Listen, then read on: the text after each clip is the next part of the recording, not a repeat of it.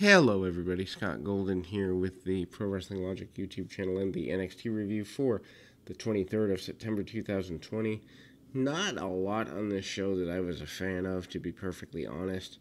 Kind of a throwaway show, and they didn't need one of those right in front of the takeover in a couple of weeks. Just not a fan of this at all. There's a couple things here, but even I would still say AEW had the better show, even though AEW had many flaws, because when I watched this, it didn't really make me want to watch next week. Kind of made me go, well, if I miss a week, I'm not going to miss much in storyline development. That's how it feels. So we opened the show with a acknowledgement of moments ago. Candice LeRae attacks Tegan Nox with a lead pipe. Nox gets her knee hurt in the process. LeRae continues to attack. This takes her out of the Battle Royal. The Battle Royal opens the show. This is a really stupid idea. Battle Royals used to be gimmick matches that would draw attention because you didn't see them a lot. Now it seems that every 2 or 3 months you've got a Battle Royal just to fill time on television. And with all the talent that NXT has, this is completely... It's an insult to the talent they have. Anyway, Candice wins the Battle Royal, eliminating Shotzi Blackheart last. She goes on to challenge Io Shirai for the Women's Championship. There was a point where I would be excited by this. I don't necessarily like LeRae's character development over the last little while, and so I'm not as excited as I would normally be. Rhea Ripley and Raquel Gonzalez do hook up to see who can eliminate the most wrestlers. That's kind of the backstory here, or the understory. Casey Catanzaro uses a lot of agility skills to avoid elimination, kind of doing, things like Kofi Kingston would do in the Royal Rumble, not to let her feet touch the floor so she's not eliminated. And Caden Carter helps her get back in the ring during the Battle Royal. Anyway, Ripley and Gonzalez eventually squared off. This wasn't bad. Both of them kind of eliminate each other. So there's anger there, and they will eventually face off, which I do care about. Dakota Kai being left by herself makes her uncomfortable. Final five is Candice LeRae, Shotzi Blackheart, Indy Hartwell, and Catanzaro. Catanzaro eliminates Hartwell, leaving 4. An alliance between Kai and LeRae forms to eliminate Catanzaro, and Blackheart throws Kai over the top, eliminates her. Final 2 is LeRae and Blackheart, and Blackheart cuts her off, trying to throw her out. LeRae falls on the ring steps. Her feet have not touched the floor, so she's still in. Blackheart kicks and stomps on her to try and get her to fall. She monkey flips Blackheart off the steps, eliminating her and winning the match. This was interesting. Johnny Gargano celebrates with his wife mid-ring. Gargano in the ring cuts Damian Priest cuts a promo backstage. He says he faces Gargano in a title match at TakeOver, which should be okay. I'm not a Damian Priest fan. I know a lot of people like him, but he doesn't do anything for me. I see that other people see something in him, but to me, he's a generic indie worker. He doesn't really have a definition of personality. He doesn't really have goals, and they've put the second biggest championship in the brand on him. I don't agree with this at all. Anyway, basically, he says it sucks to be Austin Theory because he's about to continue his slide of losses. And then William Regal is trying to figure out the next tag challengers. Fandango's dressed up as Sherlock Holmes.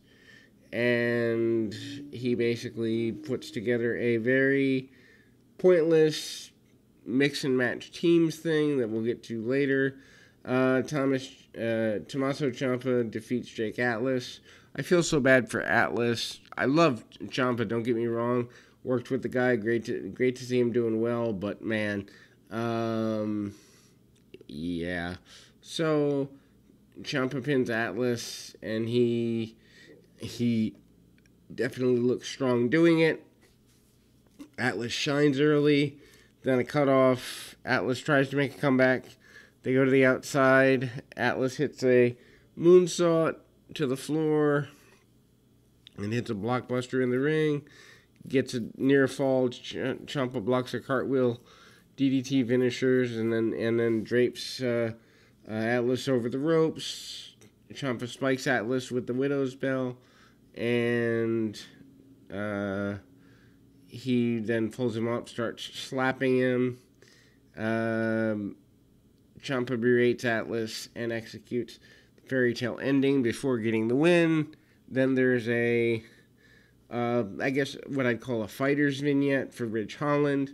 This is fine. I mean, I don't necessarily know if I like Holland yet or not, especially with the Gargano botch from a while ago.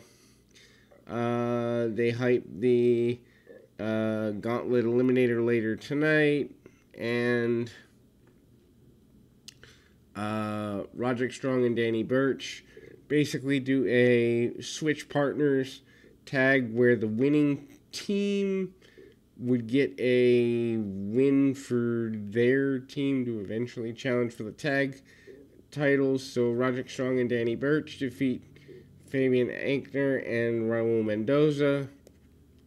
Burch pins Mendoza in this wildcard type match. The announcers tried to explain it. They struggle, and they actually laugh at it. Supposedly, the winning team, their two teams will fight off at a later point, and the winner of that gets a championship match, I think. Anyway, Strong is knocked off the apron, and Burch is unable to tag out. Strong makes a blind tag. He clears the ring. He gives Aichner an Olympic slam. Mendoza breaks up the pinfall. Burch with a draping cutter on Mendoza to score the pinfall. Burch and his normal tag team partner, Oney Lorcan, move on to face Strong and Bobby Fish to determine the number one contenders. We do not know when this will happen. Theory's being interviewed backstage. Gargano approaches him. Gargano encourages Theory to soften up Priest ahead of his title defense while insulting him at the same time. Priest pins Theory in a good match. To me, it's a waste of Austin Theory. I have no problem with him being back on NXT if you think he needs more seasoning, but him dropping a fall to Damian Priest, a guy I don't see anything in, I don't see the benefit of, and him dropping a fall after coming back, less than a month ago? Probably you should give him some wins before he drops. Anyway, springboard off the ropes into a flying crossbody. Priest hits a ripcord knee strike and hits a leaping flatliner.